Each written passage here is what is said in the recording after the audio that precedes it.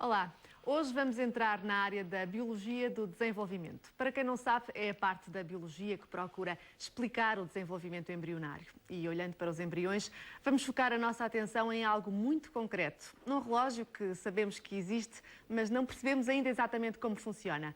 Temos a certeza de que as células sabem o tempo exato em que se vão transformar e dar origem a novas estruturas durante o desenvolvimento embrionário, mas como é que elas sabem isso? Já lá vamos. Quem propôs o tema foi, como é hábito, um dos cientistas residentes do programa, hoje a professora Cecília Arraiano. Olá, Sra. Professora. Olá. Quem nos vai ajudar a compreender esta espécie de milagre que acontece dentro dos embriões é a professora Isabel Palmeirim. Tem formação em Medicina, fez depois o doutoramento em Biologia do Desenvolvimento na Universidade Pierre e Marie Curie, em Paris. É professora da Escola de Ciências de Saúde na Universidade do Minho, onde lidera um grupo de investigação na área que hoje a traz aqui. Muito obrigada, Sra. Professora, por estar presente no nosso programa. Professora Cecília Arraiano, mais um tema interessantíssimo que lhe chamou a atenção, obviamente. Há quanto tempo é que tem conhecimento do trabalho da professora Isabel Palmeirim? Já há muito tempo. A professora, desde que regressou de Paris, onde fez um trabalho brilhante, que tem sido um marco da Biologia do Desenvolvimento em Portugal. E, portanto, já há muito tempo que admiro e me fascino com o trabalho dela.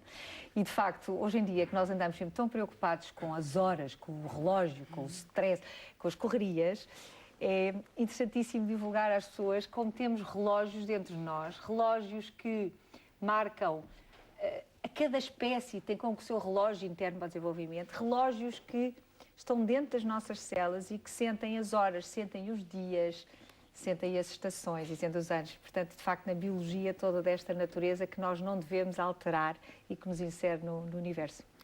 Bom, antes mesmo de passarmos à nossa conversa, faz sentido partilhar convosco algumas imagens que são parte do trabalho de investigação desta equipa. Imagens em que somos surpreendidos pela incrível semelhança entre um embrião humano e o embrião de uma galinha.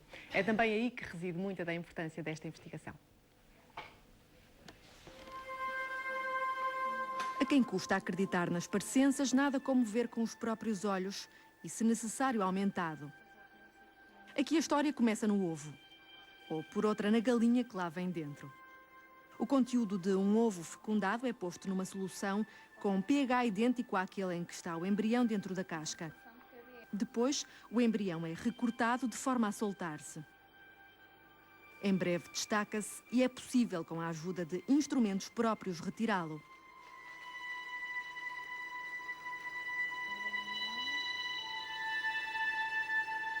Posto numa base negra para criar contraste e esticado com recurso a umas estacas mínimas, o embrião de galinha consegue agora ver-se perfeitamente.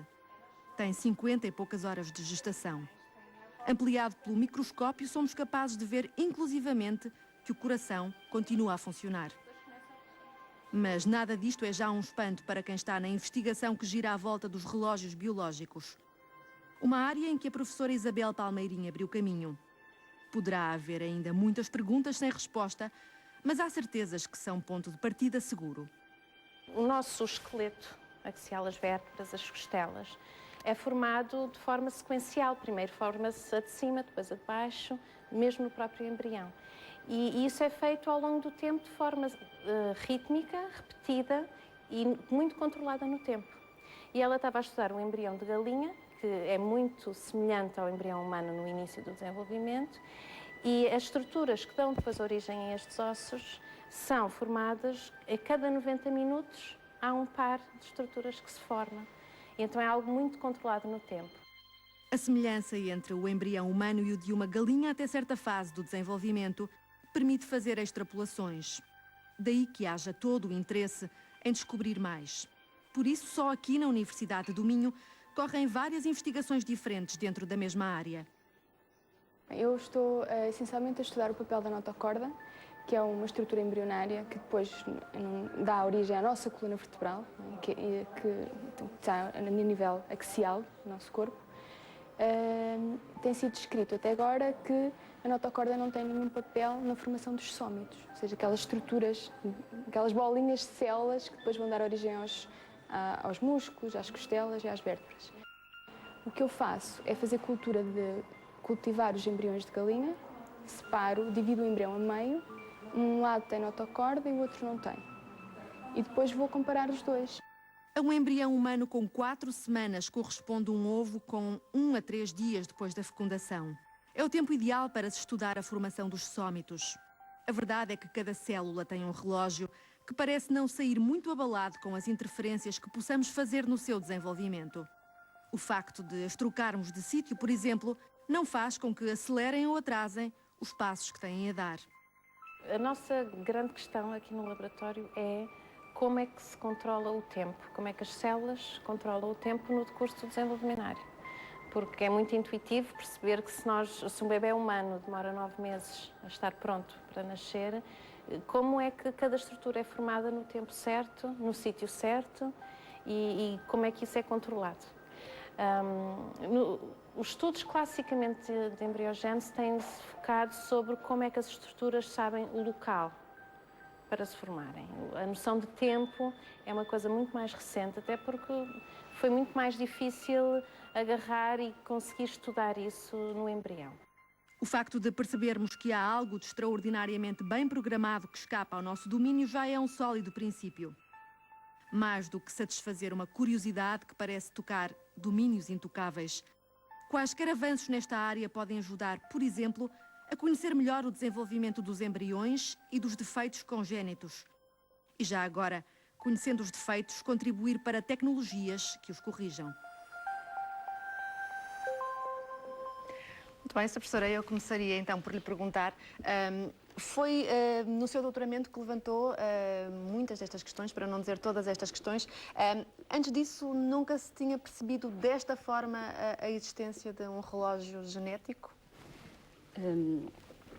Em primeiro lugar, queria agradecer o convite para estar presente aqui neste programa. E é assim, que as células de um embrião têm que ter uma noção da contagem de tempo, isso é intuitivo e já muitas vezes que as pessoas tinham percebido isso. De facto, estas estruturas que falam na reportagem, que são os sómitos que se formam de 90 em 90 minutos, demonstram que as células do embrião têm que ter a noção desse tempo, não é? Tem qualquer coisa a dizer que chegou à altura de formar um sómito. Agora, já havia até modelos teóricos que previam que deveria existir um relógio biológico no interior das células, mas nunca ninguém tinha, de facto, conseguido demonstrar que isto era o facto. Durante o meu doutoramento, eu tive a sorte, de facto, de estudar um gene eu costumo brincar a dizer de ser tão naive naquela altura que eu olhei para os resultados que tinha e aquilo pareceu uma coisa relativamente normal. Era a minha maneira de interpretar os resultados. E, de facto, só depois me aperceber que essa maneira de interpretar era estranha, normalmente para a comunidade científica, portanto, não era... Eu interpretava que havia realmente um gene que era lido na célula de X em X tempo e isto não era comum. Eu, na altura, era tão naive que pareceu-me realmente possível, claro. Portanto, foi isso. Depois, claro, depois foi provar que era isso que se passava e assim, foi a primeira vez que realmente que se demonstrou, dentro de uma célula embrionária, a existência de um relógio molecular. E sempre estamos a falar com experiências feitas a partir do embrião de uma galinha. Exatamente, a partir de embriões de galinha. E como é que é possível passar do embrião de galinha para nós, humanos?